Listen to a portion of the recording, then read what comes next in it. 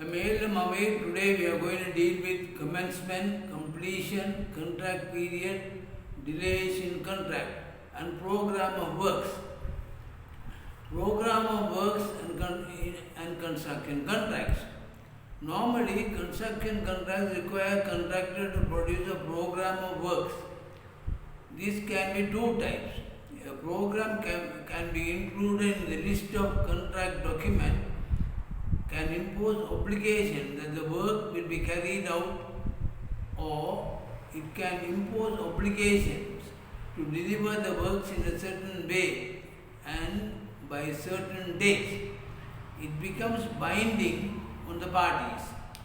There are advantages and disadvantages associated with doing that.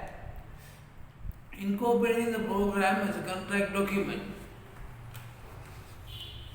There is no set form that a construction program must take. As a minimum, the program should specify the commencement and completion dates. The order in which the contractor plans to carry out the contract works by the planned completion date. The contract may stipulate other information to be included in the program. The program is not usually listed as a contract document and is therefore not considered binding on the parties. In this case, the program will be used as an indicative tool for the parties, suppliers, and consultants for administrating the progress of work.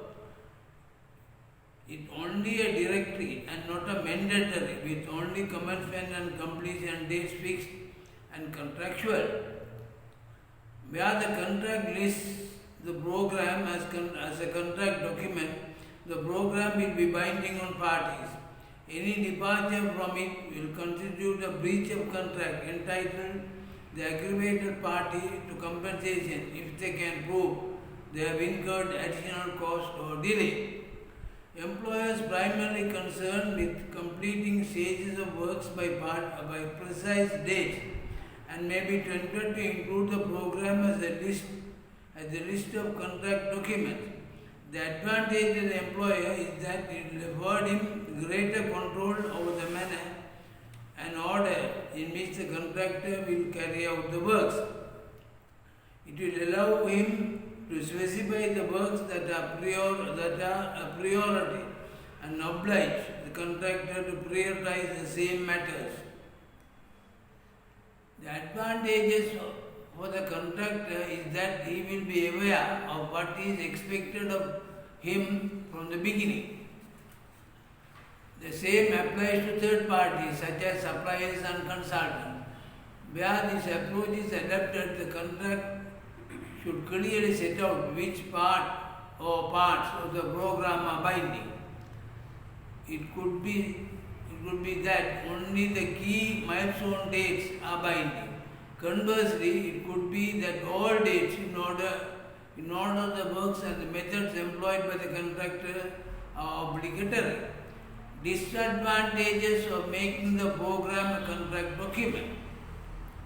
Including the program in the list of contract documents is not without pitfalls. It could mean additional obligation for both parties, problems, an increase in the contractor's price, an increase in claims, delay to the commencement of date owing to various negotiations, delays during the construction period. If the program is binding, it is not just the contractor who assumes additional responsibilities. The employer will also have to ensure to provide the contractor with the facilities to complete the works in accordance with the program. This means providing the contractor with the site access, design document, drawings and decisions on time to allow the contractor to commence the next phase of the works. If the employer fails to facilitate the progress of works, the contractor will be entitled to compensation for any resulting lost time and money. This could particularly complicated in a multi-party project involving numerous contractors. For example, failure by one contractor to complete a task or to vacate the site on time would mean that the employer is in breach of his obligation under the contract associated with the project. It is easy to see how a binding program would increase the number of claims and counterclaims exchanged between the parties. Contractors faced with a binding program should specify the timing and other details of the documents and access rights needed from the employer to meet the dates in the program. Employers should also to be clear on what needs to be provided by them and when to reduce this risk. Being bound by the program will reduce considerably the flexibility of the contractor's operations on site and will expose him to the risk of additional claims for breach of contract. Employers insist on including the program as a contract document should expect this additional risk to be reflected in the contractor's price. Contractors should clarify whether or not the program is a contract document as early as possible during tender stage and in event before naming the price. If the program is binding, it is not just the contractor who assumes additional responsibilities. The employer will also have to ensure he provides the contractor with the facilities to complete the works in accordance with the program. This means providing the contractor with site access, design document, drawings, and decision of time to allow the contractor to commence the next phase of the works. A good program can be complicated and time consuming to produce. Creating a contractually binding program out of something that has traditionally been used as a project management tool will add to this complexity. Conceiving a program that is contractually binding in isolation and before the project has commenced will raise additional challenges.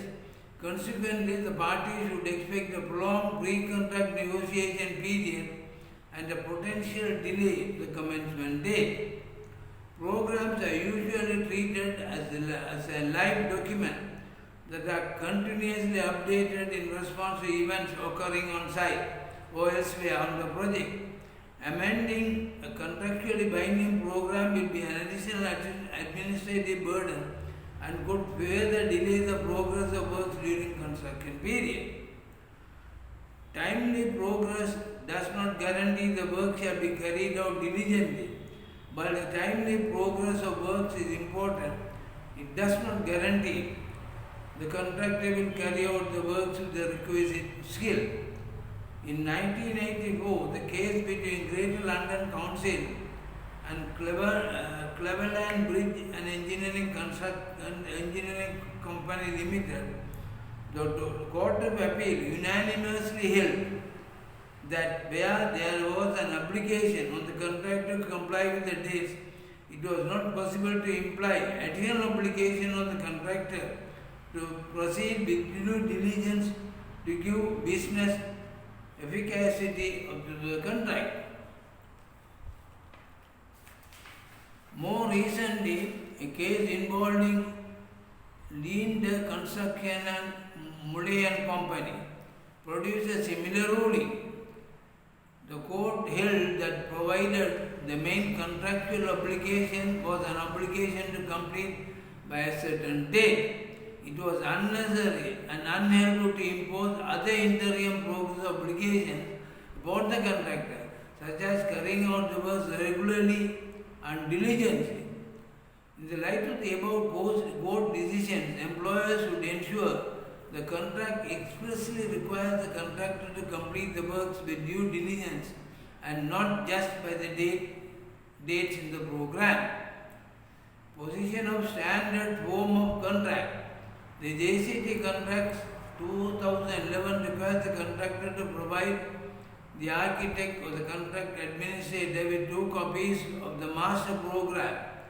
The master program is not, however, included in the list of contract documents, and JCT makes it clear that it does not add to the contractor's obligation.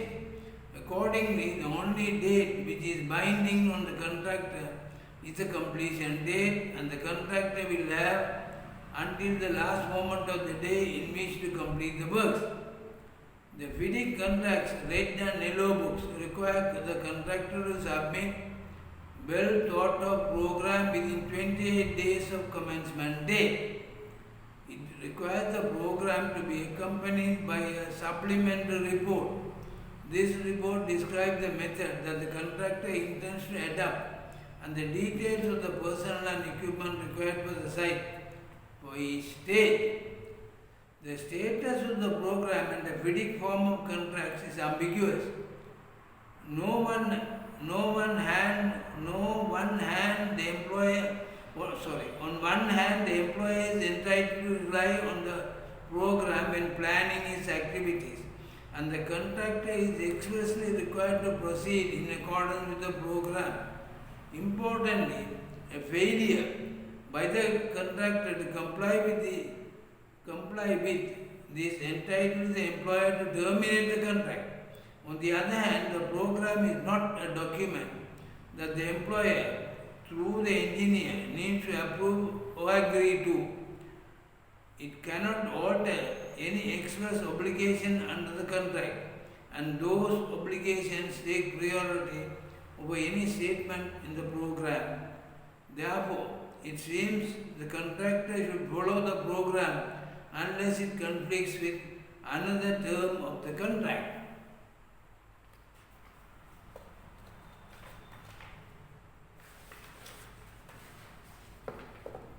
The program is an integral part of the administration of NEC contracts.